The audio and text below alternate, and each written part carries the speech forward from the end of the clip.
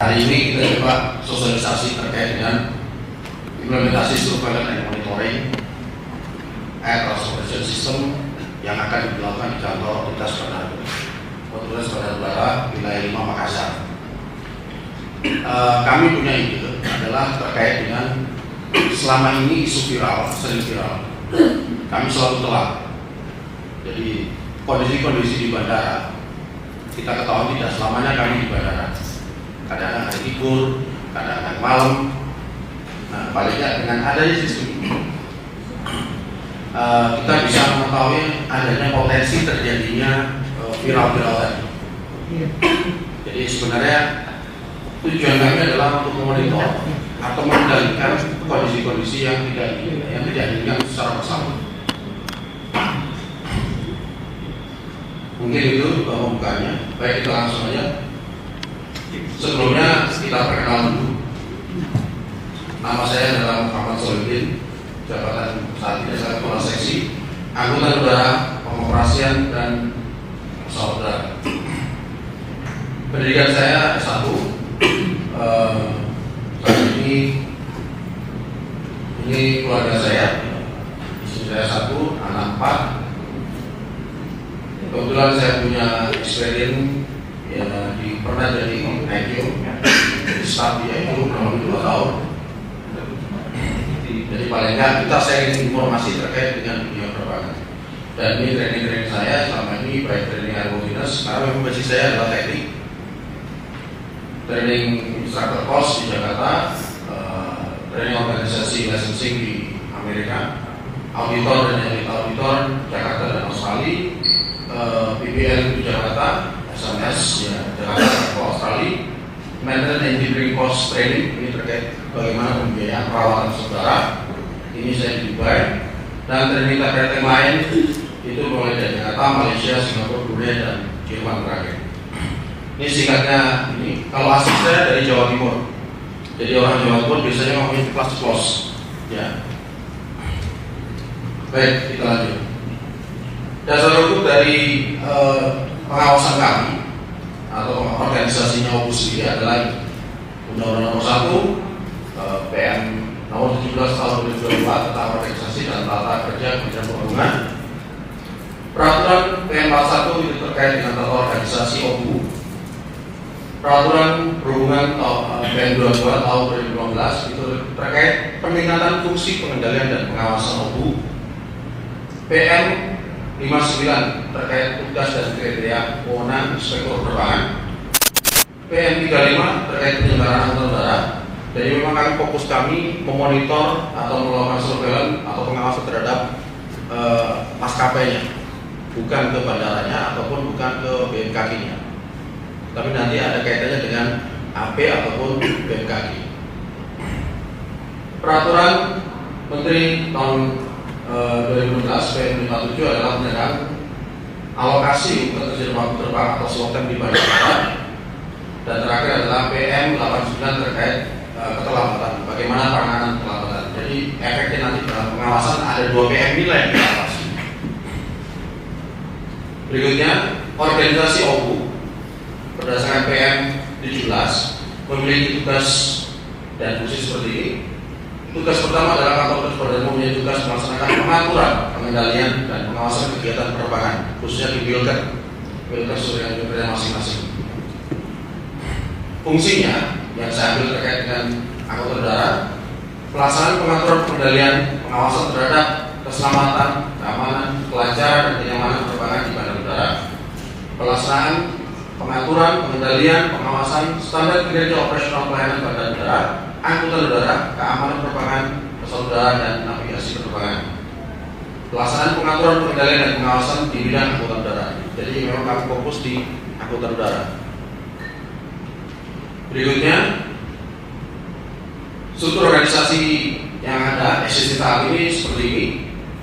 Jadi kepala kantor adalah Pak Asri Santosa. Kebetulan saya di sini. Kepala bidangnya Pak Ketut Bunasa sebagai kepala bidang keamanan penerbangan, angkutan udara dan kelenteraan. Ini Pak Heri sebagai seksi keamanan penerbangan. Saya sendiri seksi angkutan udara, kelenteraan dan pengoperasian udara. dan ini bidang P2BU. Ini Pak Gideon, koleksinya ada 2, ada Bu Sakina dengan saat ini PLT Pak Santer, PLT-nya. Berikutnya, wilayah kerja kami saat ini, wilayah kerja kami ada 25 bandara yang tersebar di 4 provinsi. Ini wilayah kerja kami langsung.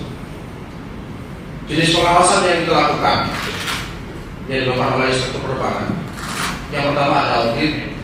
Audit adalah kegiatan pengawasan pada suatu objek pengawasan secara sistemik atau sistem yang menyeluruh sesuai dengan peraturan yang berlaku. Dan audit ini bukan tanggung jawab IOU. Audit itu tanggung jawab pusat. Jadi kami hanya yang kedua, 2, 3, 4. Jadi jenis pengawasan itu adalah pengawasan. Kegiatan kemudian surveillance, kegiatannya adalah kegiatan pengawasan pada satu objek pengawasan untuk satu atau lebih unsur pengawasan sesuai dengan SOP yang berlaku. Kalau yang di atas itu rujukannya adalah peraturan PM, apakah organisasi itu sesuai dengan PM apa tidak, makanya disebut audit. Tapi kalau ini fokus kami adalah SOP yang telah disetujui oleh kementerian.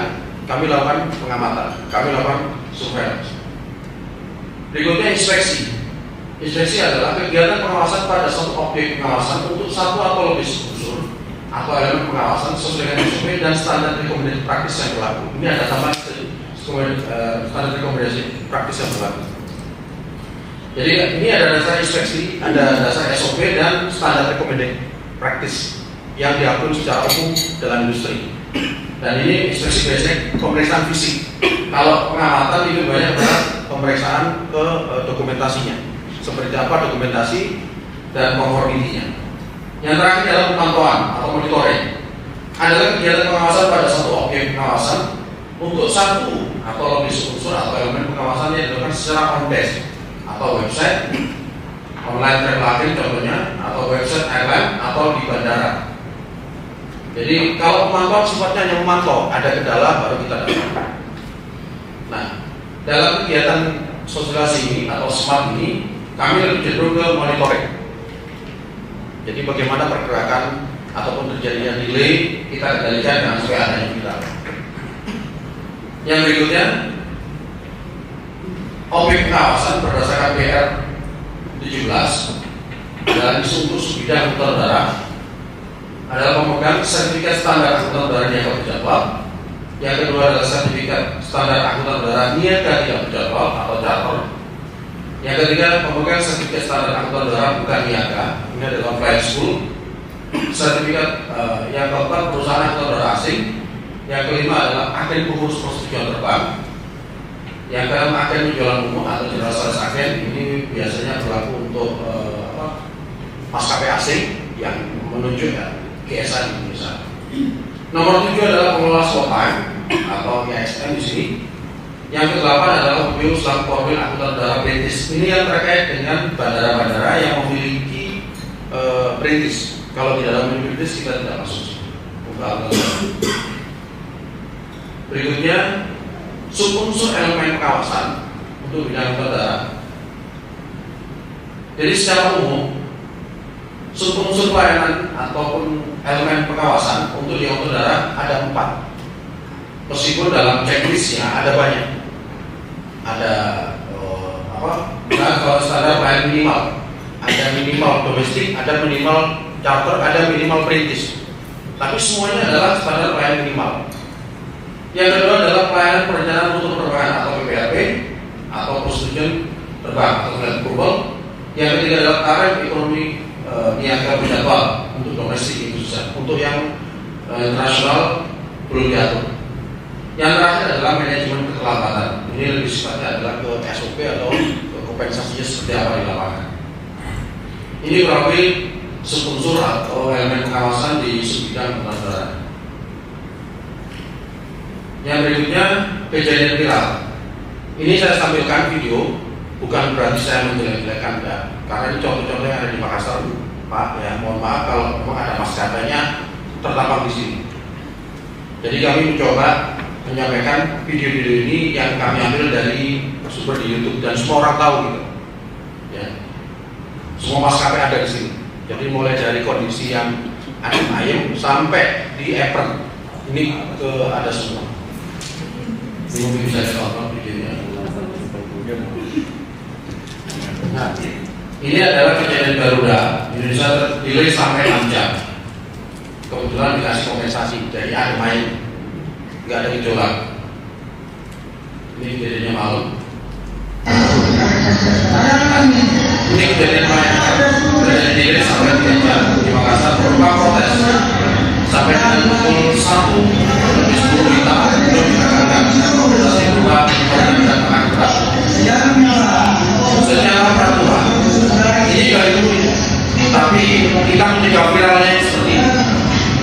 Paling tidak kita bisa menginformasikan ke aktivitas di atas. Ya.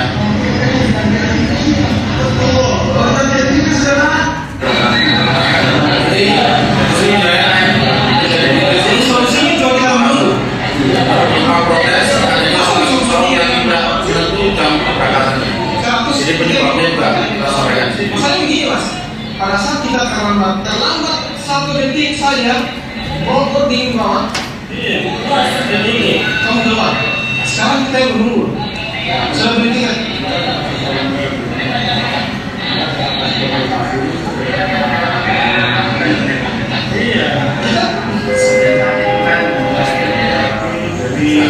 Ini berikutnya sedikit terjadi di Indonesia.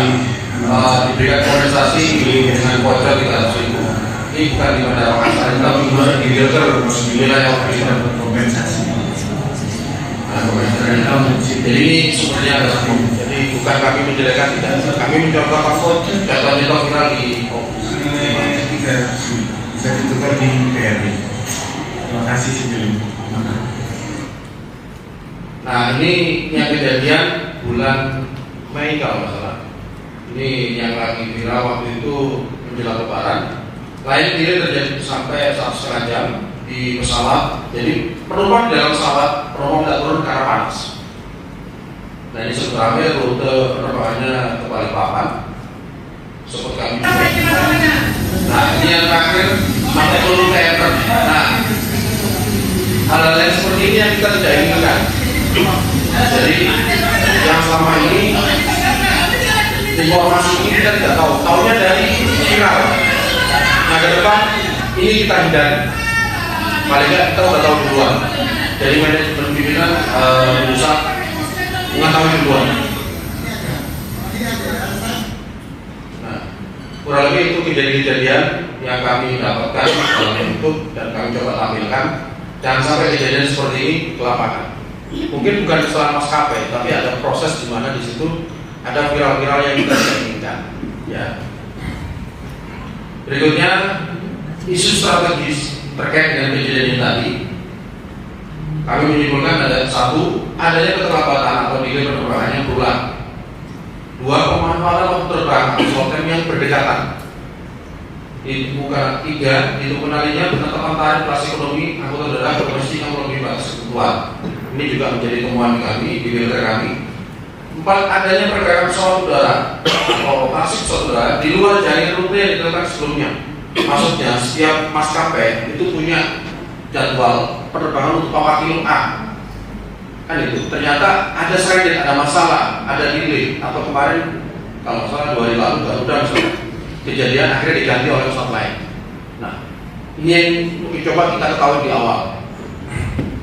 5, adanya beberapa bandara yang tidak terlayani oleh maskapai. Ini kejadian di wilayah kami, ada Selayar, ada Bone, ada Poso, ada Wol. Dan ini yang telah disampaikan oleh kawan akan ada namanya Movnet, apa aja yang bisa dikembangkan di dalam pada tersebut. Berikutnya, dari isu strategis tadi, kenapa sih sampai terjadi muncul viral? Yang pertama adalah sistem pengawasan dilakukan secara konvensional. Saat ini tentunya pengawasannya kami harus tatap muka, antar muka. Yang ketiga adalah pengawasan pada objek sudah terjadi pelanggaran atau reaktif. Jadi kita itu sering terlambat, udah rame baru kita datang. Yang keempat adalah pengawasan memerlukan anggaran. Mau nggak mau kita butuh SPT dan sebagainya. Nah harapannya dari tentunya harapan kita bersama adalah satu, ketepatan waktu terbang terjaga, pemanfaatan waktu terbang konsisten dan optimal sesuai alokasi yang disetujui oleh DJU atau PPRB-nya. Harga tiket kelas ekonomi sesuai dengan ketentuan berlaku dan terjangkau oleh masyarakat. Semua bandara dapat melayani oleh penerbangan nasional. Ini harapan kami, tentunya memperjuangkan aspirasi masyarakat. Nah, dari ini ada gap. Gap inilah yang mencoba kami punya ide.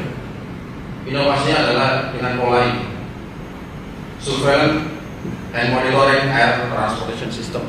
Jadi gap ini kita mencoba dengan tutupi atau menjembatani kejadian viral tadi dengan adanya smart ini. Konsep pengawasan. Jadi konsep pengawasan kita sampaikan yang pertama, pengawasan saat ini kurang lebih ada 7 tahap. Dari mulai persiapan, pelaksanaan, sampai laporan, sampai evaluasi.